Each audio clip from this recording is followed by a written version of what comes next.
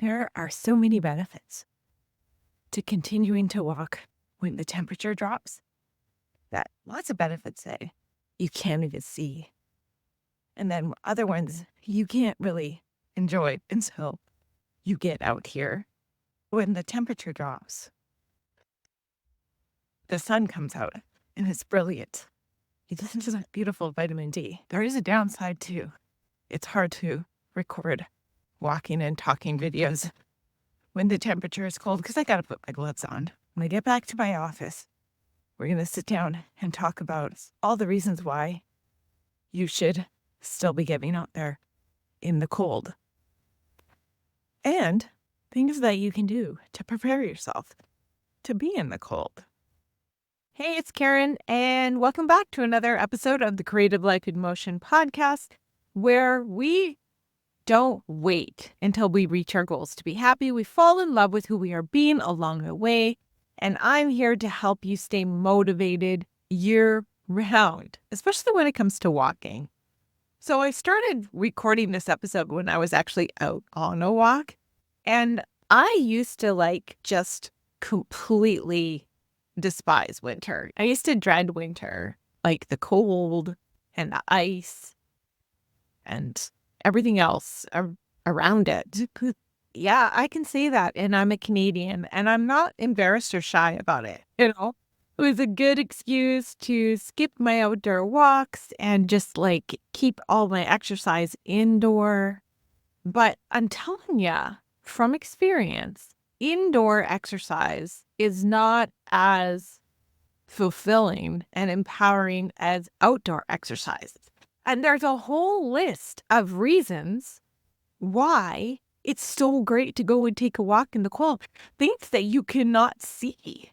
There's so many things that you cannot see that's beyond the physical aspect of just weight loss. Going for a walk in the cold does for you. So let's dive into that. Here's the golden nugget.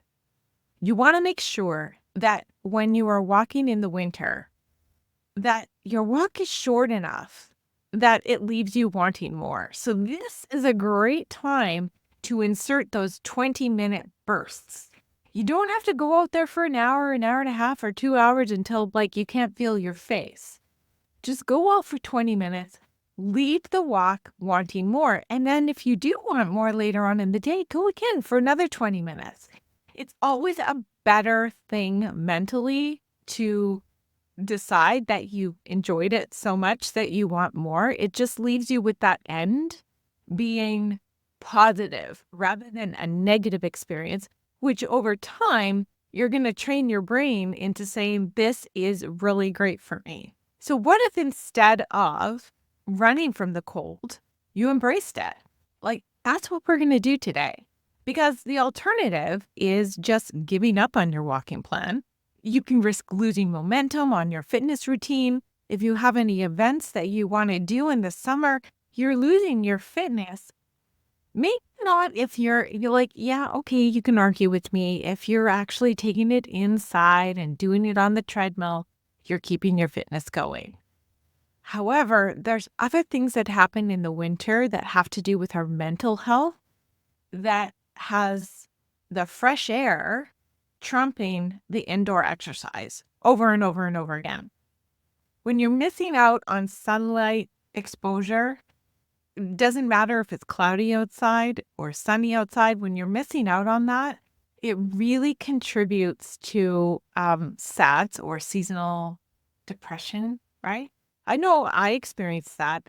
I actually have my happy light that I use every single morning to make sure that my circadian rhythm is in pace. But that does not take the place of actual vitamin D sunlight. So let's keep that in mind as we move forward.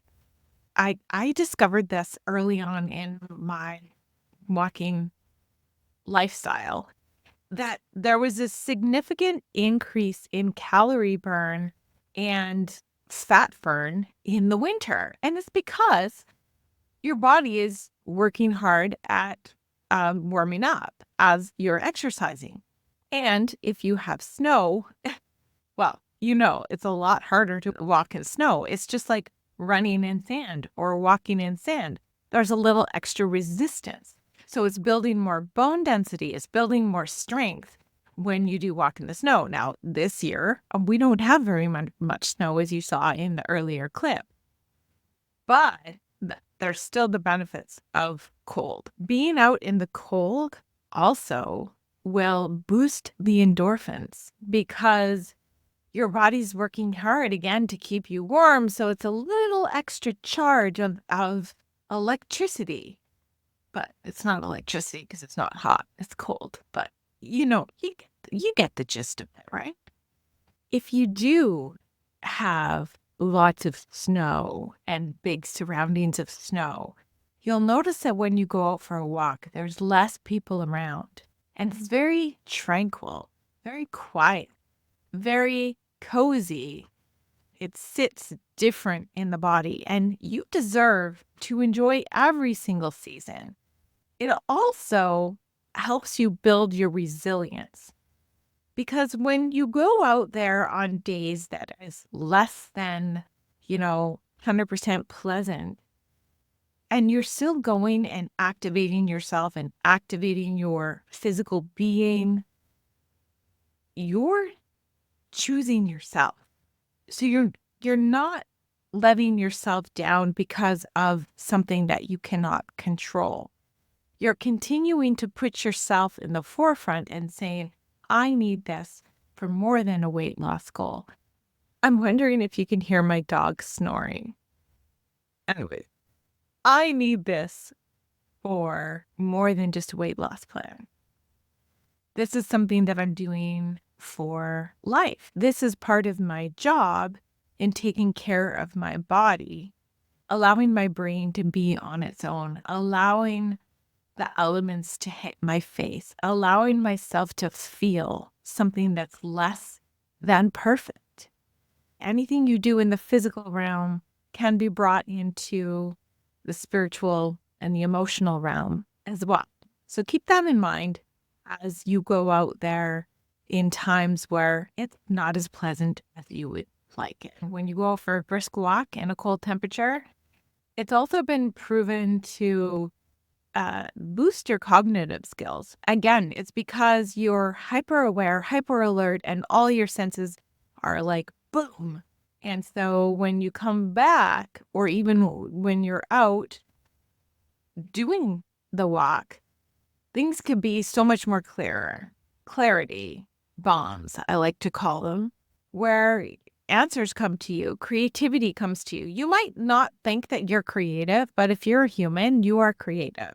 If you're not specifically creative in writing or art or painting or crafting things together or music, you may have the other creative part where you're able to solutionize. You can create wonderful meals. You create games. If you are a being, you have creativity in you. And there's nothing that sparks creativity for all things in life more than going for a walk. At least that's been my case. There are other forms of exercise, but walking is the one form of exercise that is not only good for your body, but it also nourishes your soul and it allows your being to have a break.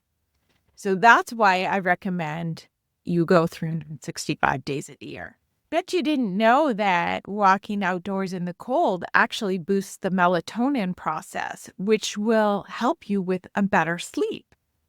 It's really difficult if you live in the northern hemisphere, or I guess maybe even the deeper southern hemisphere, where the daylight really gets smaller and smaller. So in the winter, that makes it all the more important to get out there and get some sunlight. Now that we've discussed all the reasons why it's important to continue your walking plan throughout the winter, let's talk about some ways where you can prepare to make it more comfortable. On days that it's maybe more than negative 20 degrees Celsius, where there's a risk of frostbite or a massive wind chill, make sure that you are dressed for the occasion. So that means a couple pairs of pants, a warm jacket, maybe a sweater under the warm jacket, a balaclava, something that's going to cover your face, a hat. You want to have those ice tracks for your shoes or your boots, especially if it's icy. I like to wear those no matter what. As soon as there's a little bit of snow on the ground, I put the ice trackers on. And here's why. Once there's snow on the ground, you don't know where the ice is, right? And so that can, lead to a fall. And I want to be walking all winter long. So in order to make myself feel safe, I wear the ice trackers as soon as there's snow on the ground. Make sure that you have, your gloves, your everything, you're bundled up. And these are the times where, like I said before, make it short. A couple of 20-minuters. I mean, when it's -20, I don't go more than 20 minutes at a time. I might do 2 instead of one 40-minute walk. I usually keep my walks, about 30 to 40 minutes a day. And then all the other steps that I do throughout my day, add up. So I know that if I get my walk in first thing in the morning, it is usually cold. I go when the daylight comes so that I get that circadian rhythm in my eyeballs. The first light is so important. And sometimes I do choose to go later on in the day, but I find that I always feel best when I activate myself with the fresh air first thing in the morning. So choose a time that works best for you. It might be lunchtime to get that brightest sunlight, but that's another part of staying consistent during the winter is you might need to shuffle your time around, but pick a time where you can be as consistent as possible. When you do dress in layers in the wintertime, make sure that you're wearing moisture-wicking clothes if you can. There's this old saying that we talked about when I was a runner that cotton is rotten. It's because it just stays really wet. And if you have something that's really wet on your skin when it's cold, you're going to be colder. So those great moisture-wicking fibers or things that dry fast are really great to wear in the winter. Again, another reason to keep it short, because if you do find yourself underdressed or overdressed, you're not out there for a long time. Even though it's winter and you might not feel like you need to, you got to stay hydrated. Even though it's not hot out, your body still needs that hydration.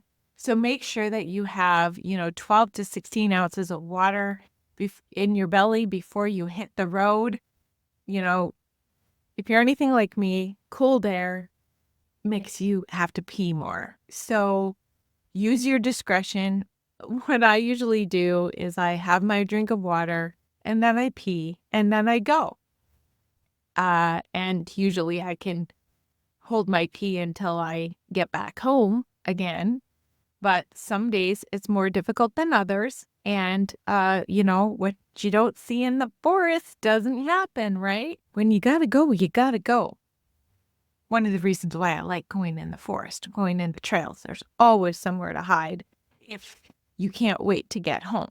Because that is an issue, especially as you get older. Your bladder seems to be more stimulated when it's cold outside. That is a thing. I can't emphasize it enough. The shorter the walks, the better in the winter, especially unless you have like a bathroom on your route that you know that you can go in.